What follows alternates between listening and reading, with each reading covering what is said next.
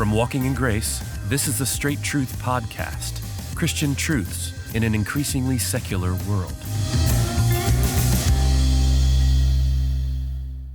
Pastor, you're involved both formally and informally in the training up of a new generation of pastors. What I mean by that is that you have sometimes interns, you have people around the church that you're investing in, regular conversations and meetings with people that are going into ministry, and then you also teach at seminary campus a new generation of pastors as well.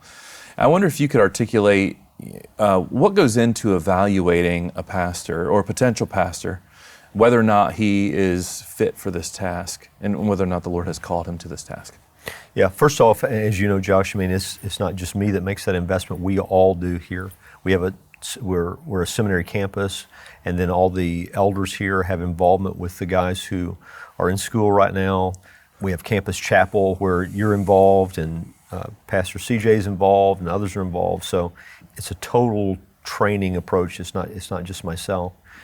And that, interestingly enough, that's one aspect of how you evaluate a man, is elders recognize giftedness in men who've been prepared by God to serve in a similar way. So whether those men end up being elders one day, they end up being on ministry staff one day, or they just end up being faithful churchmen who've been trained formally, elders help those men think through that, help them to evaluate the combination of their desires, their evident giftedness, whatever it becomes clear over time they're good at in a way that's supplied by the Spirit of God, where they're made effective in ministry. So let's talk through a few of those elements. I just mentioned desire. Does a man desire the ministry?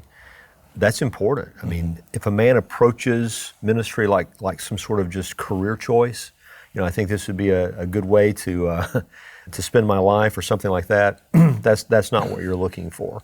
1 Timothy 3:1, for example, in examining elders, begins at the point of desire. If any man desires the office of a bishop, the old King James says, he desires a good work. So, desire. Then you look at giftedness. Ephesians 4 teaches that Christ distributed gifts. He ascended on high, distributed gifts, gifted men to his church. So does this man have gifts? I believe God has given each one of us a spiritual gift, but that gift is sort of a composite of the categories of giftedness given in the New Testament that have to do with permanent edifying gifts. So you think about a gift combination, as it were. Is this man gifted for ministry? Is he gifted as a teacher? Is he gifted with a measure of discernment? Is he a man who seems to have a special God-given ability to connect with people? Are there gifts of leadership there? So you're looking at whether the man is gifted or not. Character is first on the list. If he doesn't meet the standard of the character expressed in the pastoral qualifications, then he's not fit for ministry. Above reproach, right? Above reproach, and there's a list there of ways that he's above reproach. Character qualities that ought to be present in the man. So you're looking at that. Then you're looking at his effectiveness. Many a man proclaims his own giftedness, true. but does the fruit evidence that? So I remember hearing John MacArthur years ago, lightheartedly, but talk about the man who says, I'm called to teach, and then people come along behind him and say, no, he's not. And the church, sadly, through the years, you see many people like that. Sure. They proclaim their own giftedness, but then people who have to endure what they do say, no, I don't think he's gifted. So is there fruit as a result of what he does? Is there good fruit? Are people edified? Are they blessed? Do they grow? Opportunity. Does the Lord sovereignly, providentially open doors of opportunity for this person then to put those gifts to use? Again, when a guy says he's called to ministry, and let's say he goes through theological training, he finishes school, and then door after door after door closes, and he can't find a place to serve, he needs to reevaluate. I mean, am I maybe attempting to do something here that the Lord doesn't mean for me to do? A part of that character, as you know, is family life. Sure. So if he's a married man, is his wife affirmative on board of this? Is she on board? A man who desires to be in ministry, but his family's not in a position to do it, doesn't need to do it. His family needs to be exemplary, not perfect. Our families are growing, and we have every married couple. They're going to have children as they grow up. You've got discipline issues, and you're going to have to deal with all that. But are his children orderly? Are they kept in subjection? Do they obey their parents as a general rule? Is the home a model? Is it a good example for the rest of the church? That's something to examine. So just a few things like that come to mind, but it is in the life of the church where this man is tested. And so if a man doesn't love the Lord's church, if he's more about himself than he is the church, I guess this is another thing I would mention, Josh. Is he teachable? Is he humble? Does he have a submissive heart? Yep. You know this, we talk about this a lot around here. If a man doesn't know what it is to be under authority, never put him in authority, because he will abuse authority.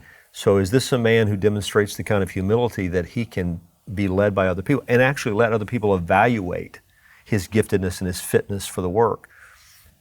So those are the sorts of things that come to mind. Yeah, could you talk a little bit about, 1 Timothy 3, if a man desires the office of overseer, it's a good desire. I feel like I've met and known many people, especially going through seminary for many years, that have a kind of desire or a love for studying the Bible, or maybe, but don't necessarily desire the office. That's a tremendous point. Yeah, 1 Timothy 3:1 says, the saying is trustworthy. If anyone aspires to the office of overseer, he desires a noble task. So the point you're making, and it's an excellent one and one that needs to be made, you've got to desire the work. You've got to desire the responsibility, the things that go into the responsibility. You've got to have a desire for that, an appetite for that, and for the right reasons, right? Your motives have to be right for that. Not self-exaltation, not any sort of enrichment, though that's usually not the job you would choose if you want to be rich anyway. But that your desire is to glorify God, right, and to make good use of what God means for you to do.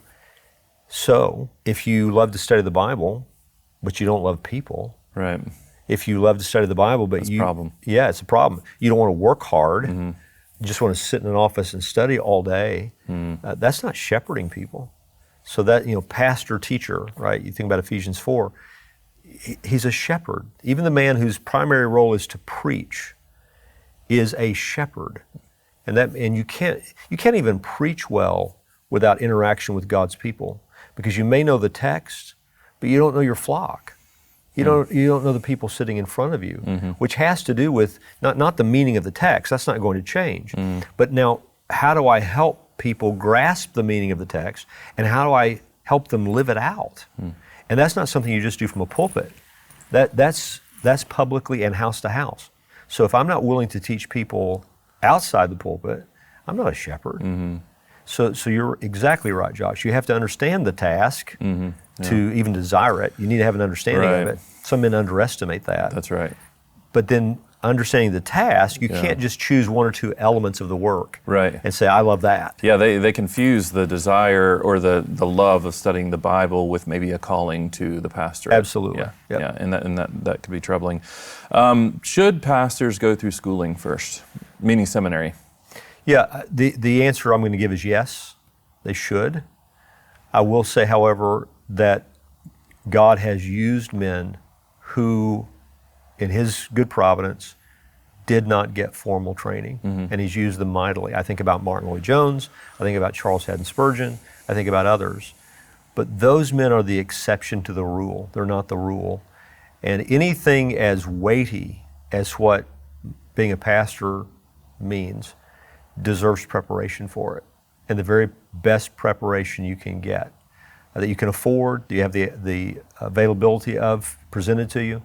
So not every man is going to have that availability or the finances or whatever the case may be, but every pastor needs to be prepared. And God means for the local church to be a place of preparation. So let's just imagine a guy doesn't have much money, or he's in a place somewhere in the world where he can't get seminary training. He has the local church. He has the body of elders there. and he needs to learn all that he can. And then whatever good resources he can read, he needs to get his hands on those and make himself a student. So there is no such thing as a pastor who doesn't need to be prepared for the task. And where possible, formal training is something that is useful and needful. What's your advice to new pastors? Brand new pastors? Yeah, brand new pastor, first pastorate. Yeah. Lord might keep you there forever. Lots of advice, but well, maybe two or three things. Yeah. I would say be patient, respect what came before you. There's something in all of us that you want to think that everything starts with you. So whatever the church's history has been before, hey, I showed up, and now it's all going to be different. And you don't need to do that. You need to have a love for and a respect for and admiration for the work that God has done before you arrived. So you need to respect that. Even if it wasn't the healthiest work, realize that God has used crooked sticks to draw straight lines. So there was something good there that preceded you, and thank God for it.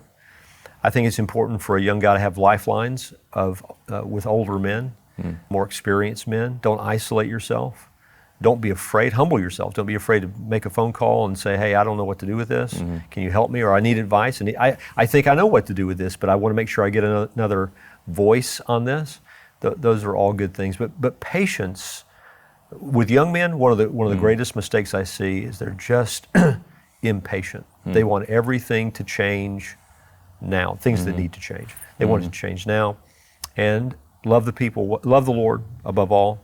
Don't forget, your primary sense of identity is you're a disciple of Jesus Christ. You're a child of God. You don't love Jesus professionally. You love him genuinely. So whether you're a pastor or not, you're a Christian. So you love Christ, and then you love his people, and realize you're privileged to do what you get to do. The Lord doesn't need you. He could use anyone he wants to. So it's a high privilege to get to serve the Lord in this way. Always count it to be a privilege, and stay on your knees. Pray a lot, and do not diverge from the Word of God. Stay with the Scriptures. Be true. Be loyal to what God has revealed in His Word, and the Lord will bless. Thanks again for joining us for this episode of the Straight Truth Podcast. Now, Straight Truth is listener supported. So if you'd like to find out ways how you can help us to continue to produce this podcast, you can go to our website and find out ways to do that, straighttruth.net. At that website, you'll also find links to all of our previous episodes and our social media channels, so be sure to check it out. Straight Truth is a production of Walking in Grace Ministries, the preaching and teaching ministry of Pastor Richard Caldwell. For more information, go to walkingingrace.org.